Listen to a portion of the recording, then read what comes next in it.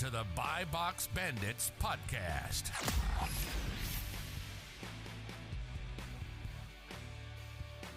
Welcome back to the Buy Box Bandits podcast. Today we have an awesome guest I've actually known through Instagram for a few years. So Brandon is a full-time Amazon eBay seller. He has a YouTube channel. He does a whole bunch of different stuff. We're excited to dig into that right now. So Brandon, thanks for being with us. Yeah, thank you, man. Great to join. Yeah, absolutely. So take us back to the beginning. How'd you get into Amazon, eBay, reselling, all that? Walk us through what got you started. Heck yeah, dude. So right out of high school, I was gonna start going to college, and I was working at a fast food restaurant. And over the summer, I was doing just like closing, just really inconvenient hours. And I knew for college, I needed more time on my hands, or just the freedom to choose when I needed to work. So I ended up just seeing on Instagram. I think it was just people flipping at garage sales. You're going to garage sales and buying stuff for cheap. So I decided to start doing that, and I was buying toys, just use little toys for $1, $2, something like that, and flipping it for like 10 or 20. And it was okay for a bit. And after doing it for a couple months, I ended up finding out about books. And I probably was like Roma or something like that. I probably saw on there. And they were just talking about how you could buy books for like $1.50 or so. But the ROI is ridiculous because you can sell them for 10, 20, 30 or up. And so I started doing that and was doing garage sales. And then probably about late 2019, I was going to library sales too, by the way. But late 2019, COVID hit, and I started hitting Goodwills and thrift shops for that year, the ones that weren't closed down. And then after that, I started buying bulk from estate sale companies, and that's what I do now. Were you going to like organized library sales? Yes. I was doing how was your experience with those? Because were you doing them in Florida? Yes. Okay, because I was doing them in Northeast, and like it was competitive. Okay, around here, you knew who were the competitive ones, who were the nice ones, and I met a couple, and we stayed chill and talked and stuff. But when you go there, like it's no messing around. You gotta like shove your way in there. There's definite resellers, and honestly, the old ladies were the ones that got me. They had the most beef with me for some reason. Like they were nice, but they were like, "You're taking all our books." I'm like, "Chill." Like I'm just like I'm a college kid. I'm just I'm just giving your Amazon or storefront and said you can buy it on this Amazon. Yeah, some of them did, some of them did, but they won't be getting it for $1, But so the library sales are real cool. Definitely competitive. Some literally had like 30, 40 sellers. How was the money in the library sales in Florida? You could probably buy them for $1 or $2. Sometimes they're cheaper. It's like a bag sale, which was ideal. But I would do okay. I would find good stuff, and I was actually back then happy to walk away with just one box because that was a lot to me back then. Right. Garage sales, I would pick like 2 or 3 up at a garage sale, so that beat that. And then you said you were buying bulk from estate sales. Yeah. So after doing the thrift stores and realizing like, I'm finding maybe a bag or two, but there was so much driving involved, so much time. Me and my girlfriend would go out for like literally hours and then end up just, finding like a bag or two. So I decided I need to improvise, and I did my first bulk buy from a estate sale company in early 2021 in February, and I bought 12,000 books from estate. Yeah. So they were like, look, we have this estate sale, and there's so many books. It's in the hallways. It's literally in the tubs. Like we can't hold this sale without getting rid of these books. So I ended up buying them from them, got a U-Haul truck, filled it up, and got out of there. So yeah. What did you make off that big ass haul? Dude, I'm still selling stuff to this day. That was actually, well, how much did it cost? Yeah, so I was about to say that. So I bought 12,000 books. It was probably $3,500. It was $3,500. And that was considered my worst deal I've done, because I know I can buy books for even cheaper than that. And not that it was bad. I pretty much like 30 cents or so I bought them for.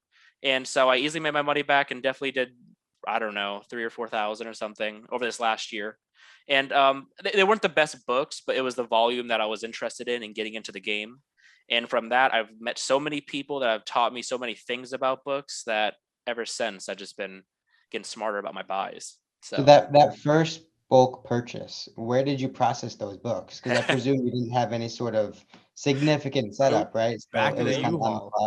I got a 15 by 10 storage that was close to the house, and I would go over there, sort through them, and I'd bring them back to the parents' house, go through them in the garage, process them, get them out to FBA. And right around that time, that's when I started eBay. and realizing how much money is in eBay as well. So Yeah. backing up, was it one person's estate? Like, was it their house you went into? Like, how much was this person Yeah. reading if they had? So it was a hoarder house, and that was Ty Lopez. It was. Yeah, Ty I Lopez. literally, dude. Yeah, no, he literally had 12,000 books. He had a absurd amount of like brand new suits that were still cleaned, like right from the dry cleaner. He had like 4,800 albums, CDs, and everything. And I decided books was, I would just handle the books and that's it. I can't handle anything else. Not on my first time. Yeah. So he actually ended up like sleeping on his couch. His bed was full, his guest bedroom, everything. So it was a hoarder house. But it wasn't too dirty or anything, but it was cool. It was a good experience. So, I would And this was- imagine how big was the house too? It had to be a couple thousand square feet. it wasn't that big. Like it wasn't like a crazy big house. It was jam packed, literally a whole library and in the hallway piled up where you had to walk between the books in the hallway, and in the bathtub literally stacked up to the ceiling. So I had 7 friends come and help me out because I couldn't do it by myself. Love. Yeah. I would imagine there's a lot of business in Florida with estate sales just because a lot of people come here to die. You know, I wasn't gonna say it, but you got it right on. So there's a guy that's been like guiding me kind of bit, and he lives in Florida too, and this exact reason.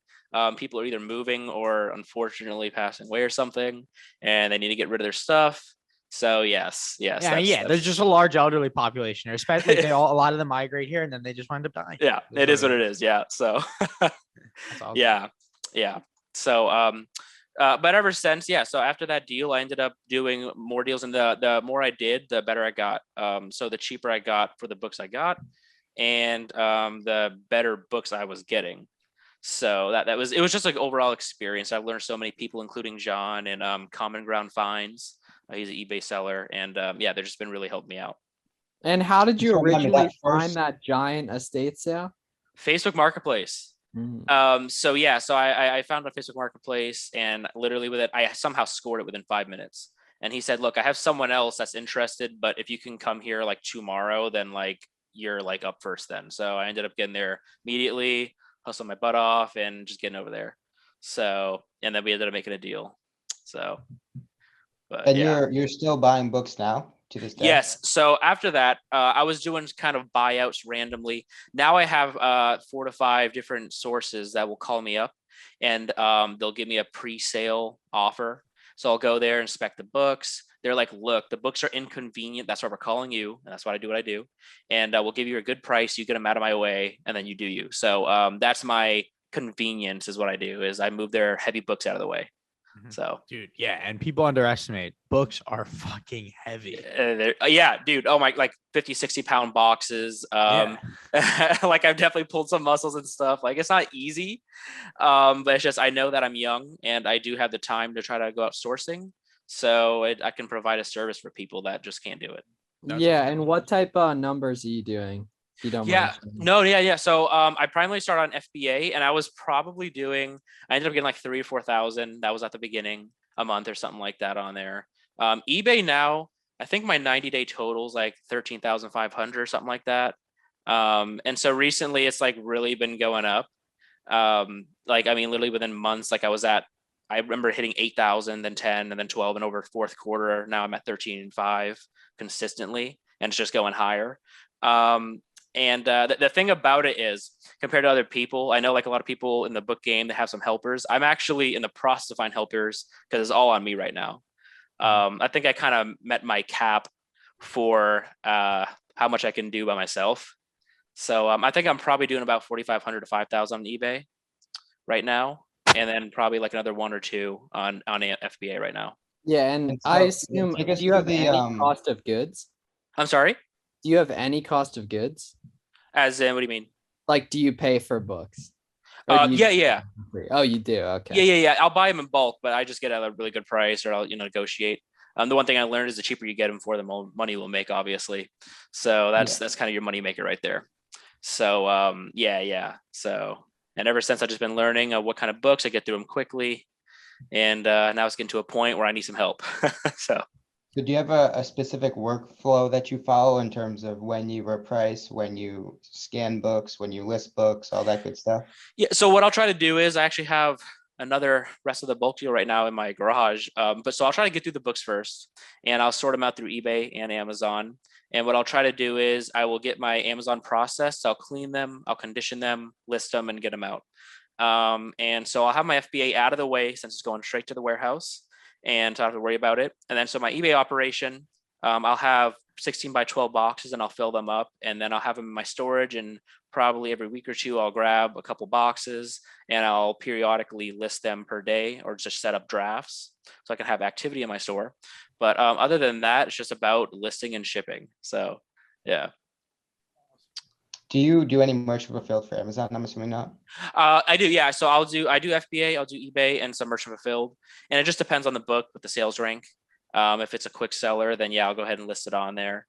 And sometimes they obviously sell. You guys know with the quick sales right on Amazon, they sell literally within hours. And sometimes they're $7, sometimes they're 40 or 50. But a lot of times the price I'm buying my books for, like that's either a huge chunk or it's actually covered my entire investment for all the books. So that's why I love those quick sellers. Yeah. How have you had to alter your business based on the restock limits that we saw 6-8 months ago? Oh yeah. So So for my FBA, that happened kind of right when I was starting to get my sources and send stuff in. So I actually didn't have too many books in Amazon. I probably had about like 1,200 like books just in FBA, and then I started doing eBay and learning that. But so they could put my limit at like 1,000. So like that wasn't too damaging to me. It probably happened at the best time because I started focusing more on eBay for a little bit and not FBA. So now for some reason my limit was 1,000 for a while. Now it's like 5,700, which is the most it's ever been. So for me, that's kind of the green light. I'm like, all right, let me just start sending a bunch of stuff in so I can really start getting some sales on Amazon. And yeah, so I've just been kind of doing eBay and Amazon, trying to balance it out. And yeah, so. Yeah, that seems to be the good combination for a lot of booksellers. It seems a lot of the bulk booksellers sell on Amazon and on eBay.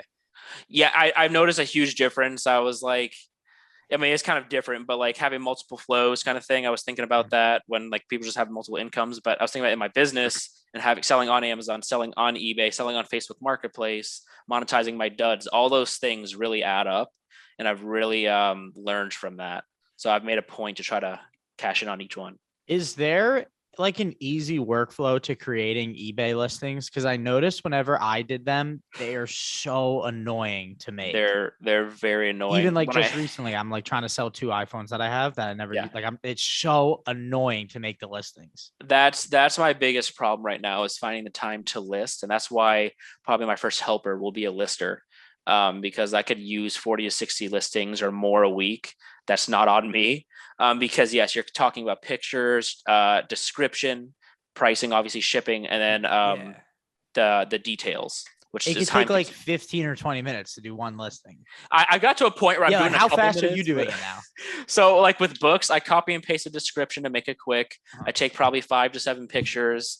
And the time consuming part is the details of the title, author, year, publisher, those kind of things. And that's the time consuming part. That's kind of the thing that kind of turned me off a little bit from eBay, is because Amazon is just like scan, send. It's just so easy.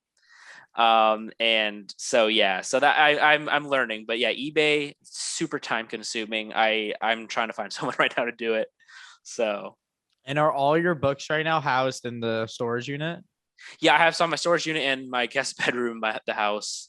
But yeah, the majority of them in the storage unit right now. I have about 1,000 listings right now. But for some reason I'll go like on a bulk like list and get like to like 1,100 and they'll all sell out and then I'll have time to list. So these are like the crucial points I think in my business right now is almost buying back my time because for the longest time, like I have the time, I'm ready to hustle. Now I'm like, there's so many moving parts. I'm working in the business and I want to be working on the business. So that's kind of cliche, but I'm definitely feeling that. So yeah. And what's keeping you from expanding into other product categories? Actually, nothing. So I've done something clearly is. Oh, yeah. Well, I guess the cheap prices I can buy them for is something I really like. But I've been trying to outdo RA. I did RA for a little bit. And following you guys, I've OA was something I've always wanted to do. I actually, speaking of John, back when he started doing OA and I had that live, I'm like, yo, dude, like maybe we can give each other tips or something, because OA is something I'm like really inclined to do. I just love that kind of idea of on the computer, not touching the product. But right now, I guess it's just my sources right now are kind of like really good. And I was hoping to find a system where I can keep this going, but also start OA and get into it. But yeah, it's just time is my problem right now. Yeah. Yeah, man, I feel like where you're at now is like you're almost in too deep to just like drop what you're doing and just start ordering some products online, where it's Yes. like you have X amount of thousands of dollars in your garage that you have to take care of, right? So you can't just- Precisely. Dude, especially when you work up a business to like, you work on it so much, it's hard to just like let it go. It is. Sourcing is kind of my favorite part. So now I'm into the point where before I'm like, dude, I don't have enough books to send in, and it's just not making sense to do it right now. I'm not making enough money. But now it's like, oh my gosh, I have so many books. I need to go through them, and I need to list them and process them and ship them. And so yeah, it's starting to the point where I'm plentiful in the sourcing. It's getting through them, making the money with it. Dude, I really miss going to library sales and they were in that, fun, like, dude. environment, or not even the library sales, but like driving or like after the library sale or before, I would then go to other libraries in the area and hit all of their like the books they have just for sale. Yes. And like, oh, I miss that. That dude, that stuff was crazy. It's a part of the thrill. And I really enjoyed it because I'm like, oh wow, I can find this book for $1, sell it for 20. Now it's to the point where like I have like overhead with the storage and stuff. I'm like, that's fun, but I need to figure out ways to like sell like higher average selling price books. So that's why I'm doing a little eBay with the antiques and collectibles. And yeah, so that's what I'm doing. But yeah. Danny, you might have to pull up the booksalefinder.com just to feel something. That's what's up. Yeah. See what's up with that. I wonder if there's I'm sure there's some near me. Yeah, I think they started kicking them up again. I used to wake up at like literally 4 or 5, drive like 2-3 hours away, go there. It was just fun. You're like, oh, I just got this book dude. that Now that I think, I'm sure there's a ton in fucking it's Fort like Lauderdale, north of me. Like, dude, there's probably it's for probably sure. so many. It's probably ridiculous. Yeah. Maybe I'll do it one day. I'll make a video on it. Maybe I'll do it one day. Do a little vlog. That'd be hilarious. For sure. Yeah. No, it's really cool that I'm on here because I'm doing these books, and literally for the longest time, I'm like, I want to start selling other items because as you guys know, books, they have great profit, but they're not the fastest sellers. And I really want to start diving into the quicker selling stuff. So I was doing RA for a bit, and it's fun. It's cool finding clearance items, but that went back to my original problem, which is having to drive around and take the time to find it and obviously scan. So I've just talked to a lot of people that started RA or OA, and they're just saying that there's like scanning softwares and stuff. And yeah, that's something I'm really interested in. Yeah. It's cool to be on here with you guys. That's the one thing I didn't like about books, is that sometimes like on a large order, it could take up to 6 months or even a year for it to sell. Which would annoy me. But I think Garrett, correct me if I'm wrong, but I'm almost positive I saw an email in the past week or somewhere saying after 180 days, if you haven't sold 1 unit of a listing, like if you have like 10 units in a listing and not one is sold in 6 months, they're just going to remove it. I didn't see that. I need to check that out right now because I definitely have inventory that's over 6 months. So it's just a removal setting that Amazon defaulted to. You can go in and switch it off. Oh, okay. Okay. I thought there was 2 options. There was one where if for a particular product, if a unit hasn't sold in 6 months, then I believe they're going to file for removal. And then the other clause was, dude, I thought it was just if it hasn't sold in 180 days, they're literally telling you to like get it out right now. Get it out. I think that's what it said.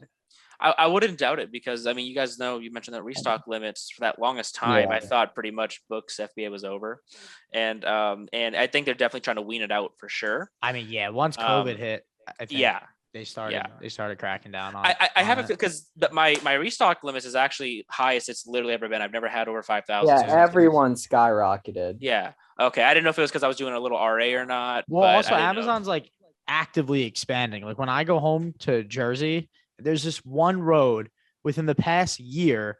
There's either 2 or 3 new Amazon warehouses within like 3 miles of each other, and they're literally huge. They're literally already always building one. I think actually in somewhere in my area or Florida somewhere, they built a warehouse specifically for books, I'm pretty sure. Oh, They have wow. fulfillment centers for that. Yeah. So, but That's just interesting. so many people send them in. They want the quicker selling stuff. So that's something I'm definitely interested in is getting something going like that.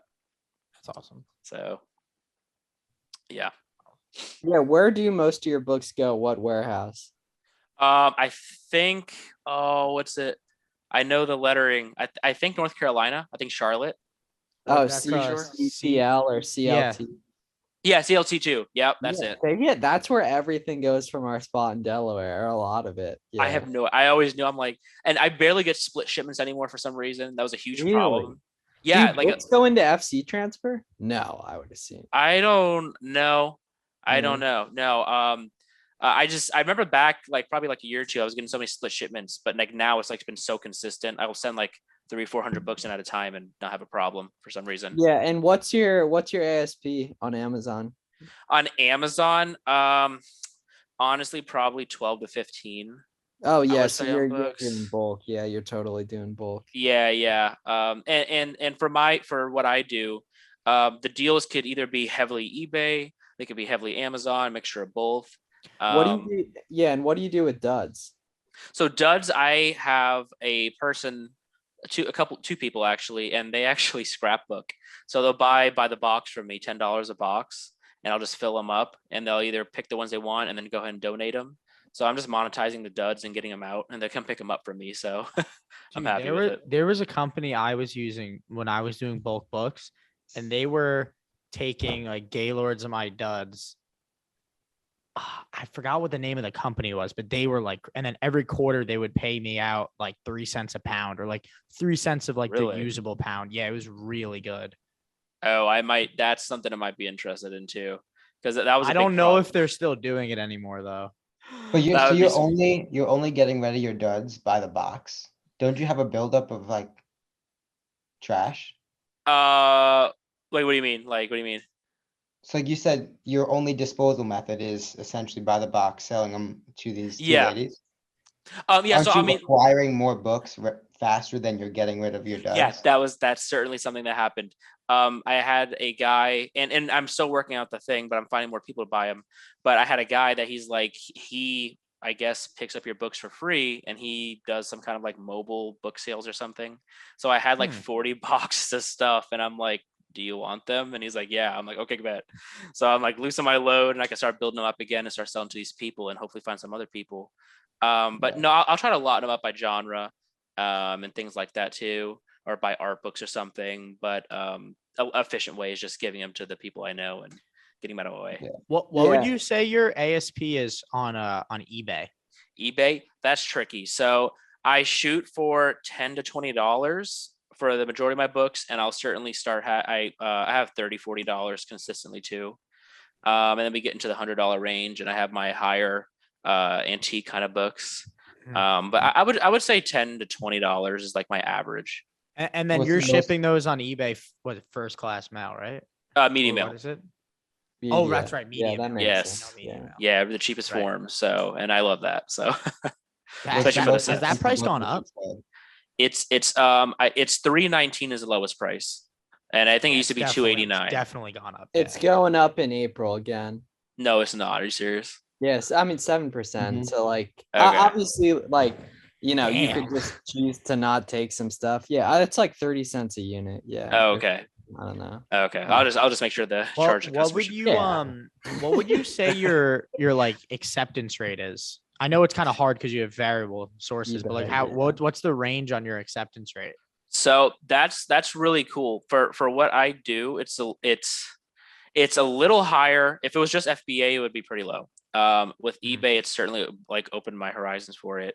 I would say probably, shoot, I don't even know. Probably 1 out of 15, 1 out of 10-ish books will be eBay. And that's very rough because I never thought about it like that. The main thing I try to do for a higher acceptance rate is I'll research the books beforehand or look at what they have.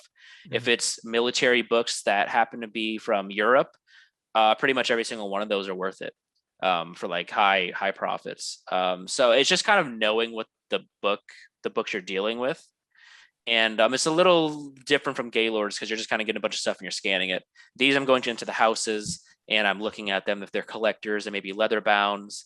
And if it's something like that, we have a really high acceptance rate. Yeah, and so what's your cost of goods a month? Like $500 or something? It's gotta be. It fluctuates. I would probably say like low as 500. I've definitely I mean, I spent $1,000 for books for like, pretty often too. And no thrifting, no textbooks, just straight the Yeah. bulk system you got going on. Yep, just the bulk system right now. I kind of got out of the thrifting just because I wasn't finding enough for what I need. So with this, I just have so many that I'm getting from them. So Yeah. I almost want to go to the University of Miami towards the end of this semester and be like, yo, I'll buy your textbooks because the money in textbooks is ridiculous. Well, I had one experience with that where I actually bought it was like a Gaylord, but it wasn't like one of the huge Gaylords, just kind of like a smaller one, I guess. And it was my first experience with one. And it was actually a bunch of like return Amazon or something. And this person was kind of like a wholesaler with the pallets. So I bought them. I just loaded them up in my car. And I ended up turning out like it was like 90% like textbooks. So they're all just like brand new, like bubble wrapped and stuff. So I spent like $400 on this pallet and like one book that was like plastic surgery textbook or something like that, $350 off of one book. And like the rest were 45, 85, like all day. That's probably one of my best, like quickest turnarounds. Where did you say you got that from? That was some person locally that sells like return Amazon items from Amazon. Oh, yeah, it was a weird. But they got out of the book. So I was like, do you have any more? They're like, well, we're just doing other stuff right now. I'm like, dang it. Like that was one of the dopest things. Like that was just so easy. I wonder if that's a business. I'm sure that is where people take totally your Amazon returns and then sell them for you. Yeah, she was, and is that for the longest time, they were getting like, I don't know what you call them. They're like huge, tall Gaylords. Like it was like these massive things. And yeah, they were just wholesaling them to like resellers in the area, I guess. And well, some prep centers take in Amazon returns and liquidate them in some form. Amazon returns are a nightmare. Yeah. I was like, I don't want to do Amazon returns like there'll be open product, but books, I'm like, I sell used books anyways. I'm like, what the heck? And it ended up being completely worth it for that one. Yeah, I don't understand how, but I haven't sold a book in like 6 or 7 months, but my house will still get Amazon book returns, and some of them aren't even from you. Like, and honestly, I'd probably say like every week or every 2 weeks, my parents would be like, "You got another book delivered." No, they're returns. They're returns. They're not removals. I removed all of my books like a year ago. Yeah. I remember it was probably this month. Last year, actually. So last year on my birthday, I haven't sold books in like probably over a year and a half. Yeah. But last year on my birthday, so like a year ago now, I sold my most expensive book. It was like $300. And I hadn't sold a book in like 6 months. And I just like was on my ass. I was like, what sold for $300? And it was a book. It was so sweet. Dang, dude, that's insane. It was a gift from Bezos. But that's what's up. I didn't get that gift this year, though. Right? Yeah, no, I felt that. Yeah, dude, that's crazy. Yeah, books linger, and you have to kind of know off a sales rank and also just common sense with the eBay stuff or just logic. But my biggest sale was a thing. I think I bought $500 for probably 1,200 books or so. And I had my largest sale was a French architecture book from like 1887. And probably within 3 weeks, it sold for $800. And so, So, and I was selling just other signed like Ansel Adams books and stuff like that. So you find great stuff. When you have it at your house and you're able to research it or at your storage and take time, you finally start seeing, wait a minute, this is a limited edition or this is a first edition or something, How are you like sourcing the profitability? So like you get a bunch of books and how are you are you using Scout IQ? I'm more curious about the eBay because Amazon, I'm assuming is just Scout IQ. Yeah. But Scout IQ. How are you figuring out what's profitable on eBay? So eBay is such a different game that I had to learn. I actually literally just use the free eBay app and I will search up or say into my phone what book I want to research. But the thing about that is I'm not doing every one. I kind of know like this is obviously just mass market or like this is just a common book I see all the time. And so I'll pick out like offhand, like this looks interesting. I'm going to search this. And a lot of times it ends up being right. Or if it's wrong, then just move on to the next one. But I would assume you're right, like 70% of the time, because if you have that eye, like clearly this is a mass market book, or it's like some like To Kill a Mockingbird, you just fucking toss it. Yeah. A No, good I mean, book. if I tried researching on my eBay app, like every single one, like I'd be there forever, especially by Yeah. myself right now. That's So yeah, sweet. no. That's awesome. Yeah. Have you seen any book called Profit First in your book journeys? No, I have not. Don't worry It's about like it. Don't worry Garrett's, like, about it. Okay, I figured that was a plug or something. I don't know. No. Yeah. What I mean, yeah, but like not for us. Oh, okay. Forever wrote that book. Yeah. are you? So- What are you repricing with? And can you reprice on eBay? Like, how does that So work? yeah, so I use Reprice It on Amazon, and for eBay, I actually just have a store, and I'll run sales. So whenever I'm probably every other weekend or so, I'll run like a 20% sale or something to start moving stuff off the shelf, and that's kind of how I reprice. For my eBay listings, I recognize that they'll probably be sitting on the shelf for, it could be weeks, but mainly months at a time, perhaps. And so they're not going to be just some low kind of price books that are on there. So I'll run sales, and eventually I've gotten to the point where I kind of know what will sell, and even if it takes longer, that they'll sell. So yeah, the key I've learned is when people offer you stuff, if it's reasonable, just take it, because I've had books that I have for $450 or something. Someone offers like 200, and it's like, well, that's a lot off, but I bought that book for 30 cents, and that's 200. Run it out. Yeah, get it out of there. And so I've learned my main thing right now is roughly 250 sales or in sales a day, and it can go higher or lower. But I just want to meet that goal. So if I can meet that goal with that accepted offer, and then I'm good, and then the rest is just cash. So And what are eBay fees? How much? So I think for books are actually 12 or 14%, I think. Mhm. 14.5, I think. Yeah, so your margin's probably like 50% on this stuff. After For sure. cost of goods, it might even be higher. Yeah. I mean, $800 book, It's like, just I mean, the time. There's so much sweat equity in it. Well, and Yeah. and your Yes. money doesn't go to PayPal anymore, right? no, Goes it straight is from eBay. Yep, just a Ooh. payout system. Good. Yeah. Yeah. Yeah. Holy shit. So and it's much cleaner, because for the longest time, like when I was shipping, I would just have like 30 like $3.19 charges to my bank account, and it's Oh, so God. annoying. Yeah. So like now it goes right to eBay and it takes it out from there. Yeah. They What? took the Amazon. Is it like very similar to Amazon? How it like builds up a balance and then pays out? Yes, yeah, I think eBay does every 2 to 3 days. Oh wow. So it's quicker. nice. Yeah, but no, it's nice. I thought I was gonna hate it, but it's not that Yeah. bad. And then the eBay return process, it's if I remember correctly, it's not like Amazon at all. Like you have to approve it on eBay, correct? No. Gotta make them work changed. for it. Oh, No, you don't, man, because I know with Amazon the return system's just so crazy. It's like they want you to return it. So yeah, they can no, take double yeah. the fees. I've totally had like college kids are like bought it for a month, and like right at that 30-day mark, they're just like, yeah, I want to return it, and I'm like, you dude, like, come on. I mean, You yeah, know? I did that with an air conditioning unit my sophomore year in No, you college. didn't. I swear. So I couldn't afford it, but like I wanted a cold room, like really cold. So each month I would order it and I would just return it. I did that for like 4 or 5 months. The semester was over, and then on the final one, I just packed it all back in and sent it off. I didn't have to pay. It was like That's $400. so I didn't have whack. to pay for it.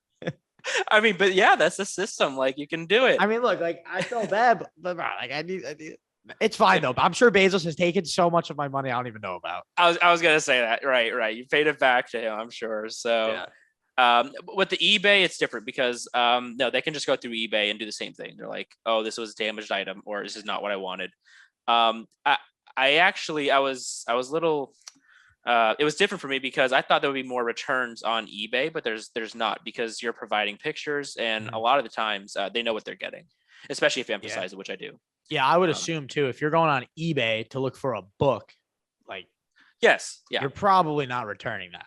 100%. But on Amazon, there's a lot more impulse purchasing. So I think that's Well, I think also the why. difference is like he pointed out, he's literally taking live Yeah, no, pictures. yeah, of course, that as well. So there's no book coming in that's not in the condition they were expecting. and- Exactly. I would just imagine the consumer, like if I was to go to eBay for something, like it's because I really want that thing and I can't find it Facts. anywhere else. Facts, Exactly. Yeah, that's why I focus more on the antiques and collectibles and stuff you can't find anywhere else. Yeah. But no, I mean, and I love my FBA too. I mean, you get the quick selling books. Yes, like impulse buys, or people just want to. I mean, not as much as toys or anything or other items like that. But yeah. So that's why I do both. Yeah. So take us big picture. Where do you see yourself in 5, 6, 7 years? Are we Wow. still collecting books, or Very what's good. what's your vision? Yeah, I don't know. So I've thought about it, and right now my goal is to definitely expand and try to get some helpers and see how that goes. That's going to be my goal for this year.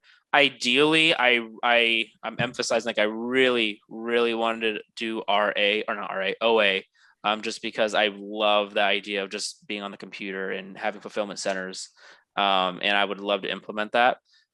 So the goal right now is to just get some people going and help out. And if it goes well, then I could just grow this thing into a bigger thing. If not, then I'll go a different route, or just graduate college and go on with that. So, but as of right now, I'm just kind of like a day by day kind of thing, I guess. Yeah. What are you studying in college? I'm doing finance. Nice. Yeah. What's been the reaction, the reception you've gotten from your friends, family, as you've continued to build this book business up? And I would imagine you've talked to your parents about potentially doing this after college. What kind of perception have they given? I think everyone was supportive since the start. At the beginning, they were probably a little like, well, I don't know. I mean, that's cool. Like, I left my fast food job, so that was dope.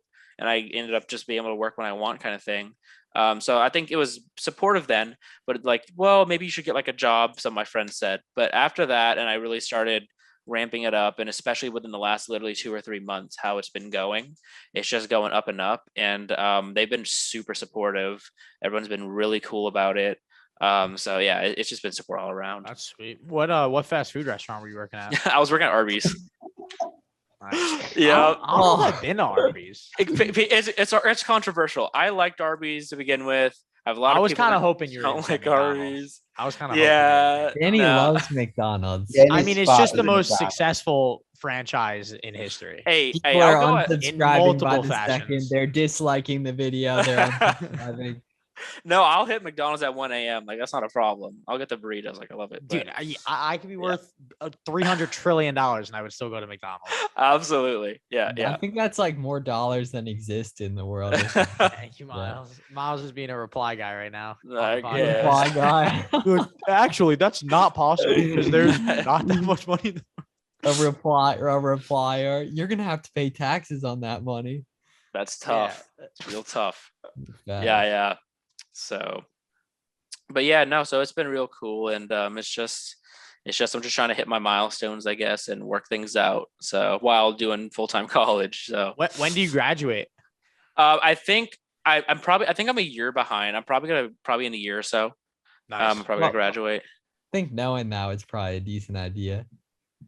What? Yeah, I know, right? Yeah, exactly. I know. I just had like a class. Well, because I started off, I wanted to go in the medical field. And I'm like, oh, this will be cool. And I do my first chemistry class, and I'm like, no, this is not it. Mhm. So I'm like, I'm out. So yeah, so that's just been kind of like transition period of what I want to do, and I ended up deciding on finance or something business related. So That's sweet. That's awesome. yeah. And you like live at home and everything and just run it up like with the Yep. books and storage unit and Yeah. everything? What's the workflow? Like, are you going there every day or like how does that work? Yeah. So I'll go to the storage and I have sets there. So I'll probably list or take pictures of a couple sets. Then I'll probably pull my orders for that day off the shelves. I'll go home. I have books to go through there, but I'll probably do a couple listings. I'll be shipping orders and just kind of managing it that way. Yeah. So it's very day by day. I'll have someone call me up they have a bunch of books. I'll go check them out. And so, yeah, I'm just pretty much 24/7. It's just a bunch of different stuff. Cool. So. All right. Yeah. And before we finish up here, if you could go back and do things over, knowing what you know now, for some of our audience that might be beginners with all this, even if books or not books, what's some stuff you would do differently, if any? Yeah. So the advice I used to get all the time for so many different people is you want to get into backroom access. You want to get into places that a lot of people aren't getting to, like thrift stores. Don't hit the shelves at the front. Try to get into the back room. Or estate sales, don't go during estate sale. Go before the estate sale. And that was my biggest thing. Not going to the competitive zones for books and trying to hit like just the stuff that's untapped. So that was a big thing for me. Cool. Yeah. All right, fantastic. And so where can everyone find you on Instagram? Yeah, so can they find you at? Yeah, at the Brandyn Robles on Instagram. I have YouTube, and I'm posting kind of beginner friendly stuff on there for people that your seller app video blew up. It did. I know. It's not like 40 something. I don't even know. Yeah. So that was real cool. So I've been just trying to get a little more consistent on my YouTube. Just set a schedule. Just do once a week. Yeah. And it looks like, you've been more, just do once a week, and that's what we do with this, and it makes it, or I guess we do twice a week, but either way, the schedule really helps. Yeah.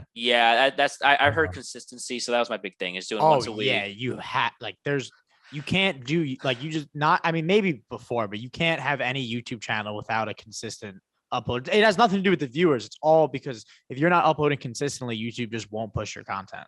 That's actually kind of cool the way you said that, because that's similar with eBay. When I'm listing stuff, you want an active store. So I might that too. Yeah. Yes, I'm gonna have to adopt that with my YouTube, and I've been trying, and I've been having a little like, I'm not posting it by the certain day, but I need to set a certain day, edit my video, and just have it ready to go. Yeah. So. All right, man. Well, thanks a lot for coming on. We'll have that linked below, and thanks to all our listeners as well. We'll see you guys on Friday for another episode. Thanks a lot. Awesome. Thank you, guys. Thanks, man. Yep.